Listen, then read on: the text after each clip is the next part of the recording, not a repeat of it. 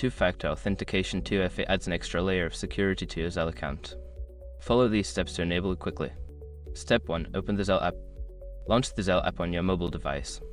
Ensure you are logged into your account to access the settings. Step 2. Navigate to Settings. Once in the app, look for the Settings icon, usually represented by a gear of 3 dots.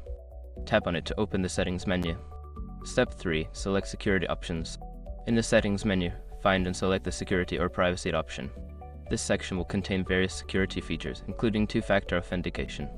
Step 4. Enable two-factor authentication. Look for the option to enable two-factor authentication. Toggle the switch to turn it on. You may be prompted to enter your phone number or email address for verification.